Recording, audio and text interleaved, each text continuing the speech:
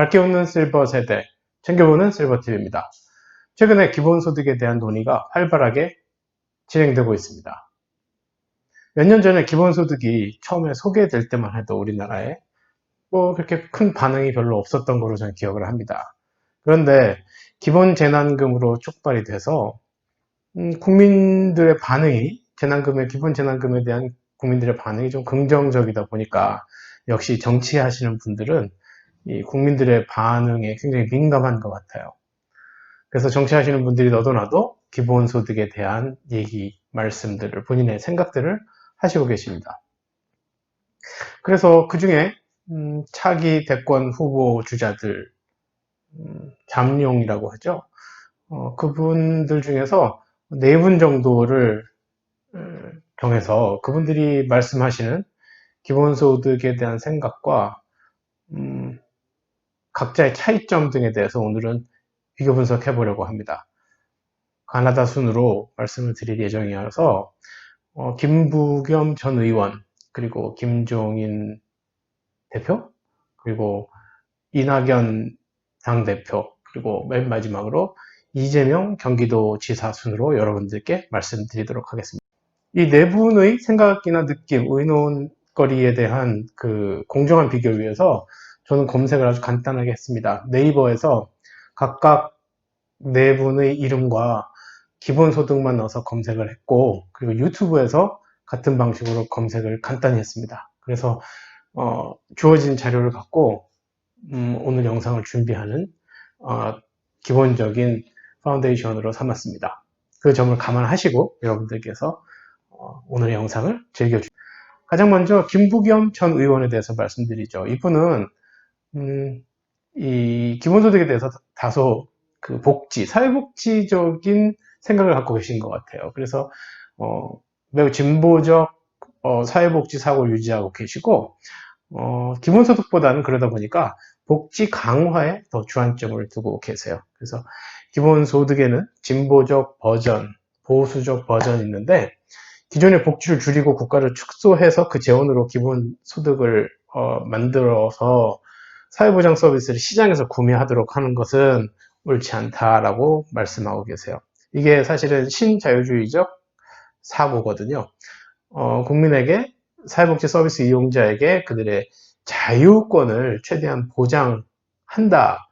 사실 그럴듯해 보이긴 하지만 그게 엄밀한 의미에서 현실적으로는 사회복지 서비스의 이용할 수 있는 사회복지 서비스를 제한하는 결과를 초래합니다. 그래서 그런 부분에 대해서 강조를 하시면서 김종인 대표가 말씀하시는 그런 것들이 행여라도 그렇게 기존의 복지를 줄이는 축소를 하는 그런 가능성이 있다는 부분에 대해서 말씀을 하셨어요. 그래서 기본소득 논의가 국가의 복지 책임을 건너뛰자는 의미로 전달이 돼서는 절대 안 되고 복지 없는 기본소득이라는 것은 말이 안 된다.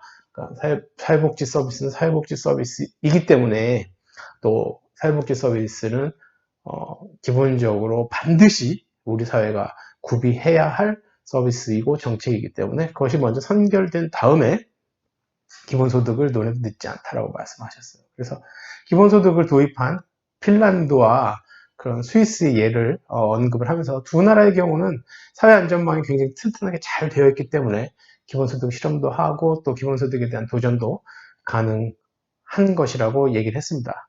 하지만 우리나라의 경우는 고용보험률이 절반이 채 안 되는 상황이기 때문에 고용보험의 확대를 반드시 먼저 선행적으로 실시를 해야 한다고 말씀하셨습니다.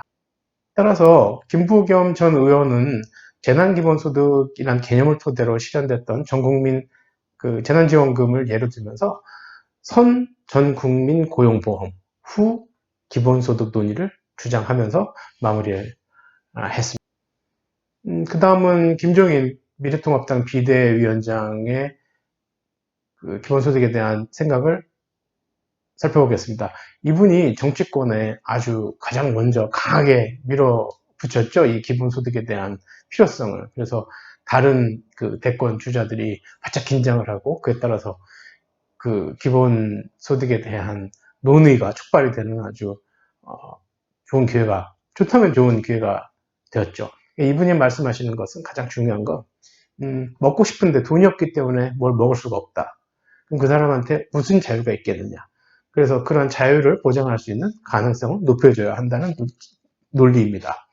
그래서 그걸 짧게 표현한 것이 바로 물질적 자유의 추구가 현재 우리 사회의 보수가 나아갈 길이라고 정의하고 있습니다. 이 물질적 자유의 추구, 여러분 지난 영상에서 제가 말씀드렸지만 자유와 평등을 비교해서 말씀드렸죠. 보수와 진보를 나눠서. 결국 자유권을 보장한다는 것은 굉장히 보수적인 접근이에요. 김종인 비대위원장의 말씀을 들어보면 주위에 있는 보좌진들이 어느 정도의 공부는 좀 해서 이분에게 학습은 된 것 같아요. 기본적으로 이 기본소득이라는 것은 여러분들이 피상적으로 알고 있는 것은 이게 굉장히 그냥 현금을 주는 거니까 진보적이다 이렇게 생각하실 수 있는데 엄밀한 의미에서 역사와 철학을 그 배경적인 측면을 좀 이렇게 살펴보면 이게 굉장히 보수적인 접근입니다. 그래서 이 김종인 비대위원장의 경우는 어느 정도 학습은 되어 있는 것 같아요. 네. 그래서 이 기본소득이 갖고 있는 기본적인 철학에 대한 이해가 어느 정도 있어요. 그런데 이제 이분이 굉장히 우리가 이제 알고 있기로는 탄력적인 정치적 의견을 개진하는 분이라고 우리가 이해하고 있죠.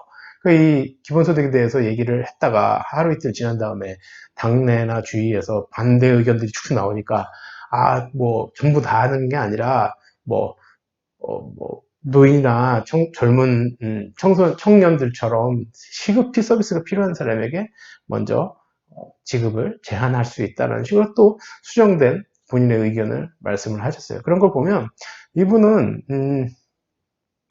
기본적인 철학은 어느 정도 이해가 돼 있어요. 그런데 이제 상당히 앞으로의 이제 그 여러 다른 분들과의 논의에서 정치적인 접근을 할 수 있는 가능성이 매우 농후합니다. 네.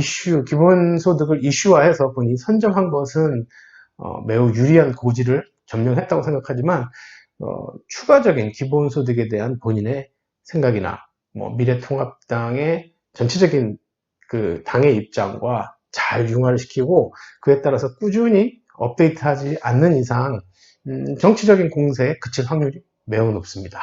다음은 이낙연 의원입니다. 전 총리이자 현재 의원으로 당선되셨죠. 이분은 속내를 잘 드러내지 않는 것으로 유명하신 분인데 이분이 작년에 본인의 그 소셜 미디어를 통해서 대만계 미국 기업인인 앤드류 양이라는 사람의 그 책을 읽고 있다는 것을 올린 적이 있어요.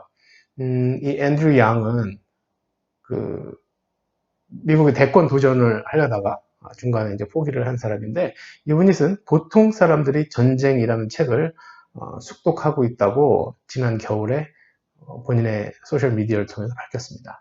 이 보통 사람들의 전쟁에 있는 주된 내용은 뭐냐면 인간적 자본주의의 중요성에 대해서 강조를 하고 있습니다. 그리고 이 시장이라는 것이 인간을 위해서 존재하는 것이지 인간이 시장을 위해서 일을 하거나 존재하는 것은 아니라는 것을 분명히 하고 있죠. 그래서 이 기본소득이라는 것은 국민을 모두 보호하는 실질적인 복지가 실현되는 그 매개로 충분히 이용될 것이기 때문에 의미가 있다라는 부분이 아마 이낙연 그 의원에게 전달이 잘 되었을 것이라고 추측이 됩니다. 그래서 그 누구보다도 현재 지금 대권 주자로서의 선호도라든지 각종 통계에서 1위를 달리고 계신데 다행스럽게도 이분은 복지 대통령, 그 기본소득에 대한 이해도 있고 어느 정도 관심도 있고 또 본인의 뜻도 정치적인 뜻도 거기에 이렇게 같이 할 수 있는 의지도 있는 것으로 파악이 됩니다. 그렇기 때문에 이분이 최근에 그 신문 같은 데서 이렇게 방송에서 나오는 것을 보면 이분이 어떤 말씀을 했는지 잠깐 살펴볼게요. 다만 기본소득제 개념 무엇인지 우리가 추진해온 복지체제를 대체하자는 것인지 아니면 보완하자는 것인지 그 재원 확보 방안이라든가 지속가능한 실천 방안도 무엇인지 그런 것에 대해서 얘기를 했으면 좋겠다라고 말씀하셨어요. 또 이재명 지사가 말하는 단기 목표 연 50만 원의 기본소득 도입이 단순히 생활보조금 수준인지 아니면 소득이라고 보기에는 너무 적은 것은 아닌지 등에 대해서 말씀을 하셨어요. 그러니까 이렇게 말씀을 한다는 거는 어떤 의미로 이해가 되냐면 그만큼 준비가 돼 있다는 거죠. 예. 이 기본소득에 대한 역사나 철학에 대한 상당한 아마 학습이 이미 되어 있는 거로 추측이 돼요. 그렇게 말씀하실 정도면. 예. 뭐 개념이 무엇이고 기존의 우리가 갖고 있는 복지 시스템과 관계를 어떻게 설정할 것인지, 보통 우리가 이제 복지에 대해서 얘기할 때 증세, 감세 부분을 얘기하잖아요. 그러니까 포지셔닝을 어떻게 할 것인지, 가장 중요한 재원을 어떤 방식을 통해서 그렇게 만들어낼 것인지에 대한 논의들을 하자는 말씀을 들어보면 상당한 그 기본소득에 대한 어느 정도의 선행력 학습이 되어 있는 대권 후보 중에 한 분이라고 말씀드릴 수 있을 것 같습니다. 마지막으로 이재명 경기도지사입니다. 이재명 경기도지사는 사실 그 재난지원금, 경기도의 재난지원금을 가장 먼저 실행을 하고 또 기본소득에 대해서 가장 앞장서서 우리나라에 필요하다라고 말씀을 하고 계시는 분인데요. 제가 공부를 이렇게 좀 자료 조사해 보니까 이미 성남시장이던 시절부터 기본소득에 대한 공부를 하셨더라고요. 예. 그래서 그 청년 배당제 있죠. 그 성남시에서 유행시킨 처음에 그 청년 배당 역시 기본적인 아이디어는 이 기본소득부터 시작이 된 거예요. 그러니까 처음에 그 보좌진들로부터 기본소득에 대한 얘기를 듣고 처음에 반대했대요. 액수도 얼마 되지 않는데 그 효과가 있을까? 근데 그 제한된 그 재원을 갖고 그 부분적인 실행을 한 결과, 청년 배당을 통해서, 그 배당제를 통해서 한 결과, 현장에서의 만족도가 굉장히 본인이 생각했던 것보다 굉장히 크고 긍정적이었대요. 그래서 기본소득에 대한 그 어느 정도의 확신을 가질 수 있었다고 얘기를 합니다. 그리고 이분이 주장한 내용도 쭉 보면 상당히 학습이 많이 되어 있어요. 주로 기본소득 한국 네트워크라는 그 조직에서 주장하는 내용과 대동소이합니다. 예, 그래서 아마 지금 현재 정치하시는 분들 중에서는 기본소득에 대한 이해가 가장 높지 않나 합니다. 그리고 가장 큰 장점 뭐냐면 다른 분들은 지금 오늘 영상에서 말씀드린 다른 분들은 어떤 기본소득에 대한 개념이나 이론이나 철학에 대해서만 말씀하시고 또 정치적인 논의가 필요하다라는 정도에서 그치는 반면에 이재명 지사의 경우는 실질적인 데이터가 있어요. 이미 성남시장 하면서 본인이 성남시의 정책을 통해서 그 투입 대비 만족도를 확인한 데이터가 있기 때문에 다른 분들보다는 기본소득에 대한 경쟁력, 뭐 이해력 그런 부분에 있어서 상당한 우위를 선점하고 있다고 말할 수 있습니다. 그렇기 때문에 최근에 이제 이런 인터뷰 같은 데서 보면 그 다른 분들, 이낙연 뭐 의원이나 김종인 위원장 같은 분들을 개념 정도만 아는 분들이라고 본인하고 선을 그으려고 하죠. 예. 그러니까 본인은 이미 학습이 많이 굉장히 되어 있다라는 것을 강조를 하세요. 그러니까 그 예의 중에 하나가 데이터셋 같은 거, 우리가 쓰는 이 데이터 같은 거 있잖아요. 그 개인 통신에서 쓰는 데이터셋 같은 거를 새로 신설하자는 말씀을 하시는데, 그러한 부분들이 그 기본소득 한국 네트워크의 핵심 인물들께서 주장하시는 것과 같은 내용이에요. 그래서 이재명 경기도 지사의 경우는 아마 기본소득에 있어서는 정치인들 중에서 가장 이해도 빠르고 앞서 있는 상황이라고, 현재 그 상황에서는 아주 유리한 상황이라고 말씀드릴 수 있습니다. 그리고 이분은 시장경제 지속을 위해서는 그 기본소득이 유일한 대안이라고 말씀하십니다. 결국은 인간의 노동력이라는 것이 산업구조에서 가장 위의 부분, 수준 높은 창조력이 필요한 부분과 기계도 하지 않는 아주 정말 너무너무 단순한 일들, 뭐 이런 것들을 제외만 필요할 뿐이고 나머지들은 궁극적으로 로봇이나 AI가 차지할 것이라고 이해를 하고 계세요. 그래서 인간 노동력이 이렇게 양극화될 것이기 때문에 기본소득이 우리 사회에 궁극적으로는 필수적으로 필요한 요소가 되지 않나 라는 정도의 이해까지도, 노동시장과의 연계까지도 하고 계십니다. 따라서 이재명 지사가 말하는 이 기본소득은 복지라기보다는 경제정책이라고 얘기를 하세요. 네. 그리고 또 나머지 세 분에 비해서 이것이 사회복지인지 이것이 경제정책인지에 대해서 분명한 본인의 생각을 갖고 있기도 합니다. 이 기본소득 도입에 대한 국민 찬반 여론은 현재 팽팽하게 맞서고 있습니다. 리얼미터가 지난 5일 기본소득 제도 도입에 대한 의견을 조사한 결과 응답자의 48.6%가 찬성을 한다. 그리고 42.8%가 반대를 한다요. 그러니까 오차범위 안에서 팽팽하게 맞서고 있는 것으로 나타났습니다. 앞으로 이 코로나19 사태가 길어지면서 기본소득 논쟁은 대선 전국까지 계속 이어질 것으로 보입니다. 여러분들께서도 오늘 말씀드린 이 네 분 말고 또 다른 잠재적인 대권 후보자가 나온다면 그분이 또 어떻게 기본소득에 대한 생각을 하고 있는지, 또 오늘 말씀드린 이 네 분의 경우도 앞으로 시간이 흐르면서 어떻게 기본소득에 대한 본인의 입장을 업데이트 해 나가는지 관심을 갖고 지켜봐 주시기 바랍니다. 어차피 우리 사회는 큰 틀에서는 기본소득이 필요한 방향으로 흘러가고 있기 때문에 우리 스스로의 안목을 갖는 것도 매우 중요하다고 생각합니다.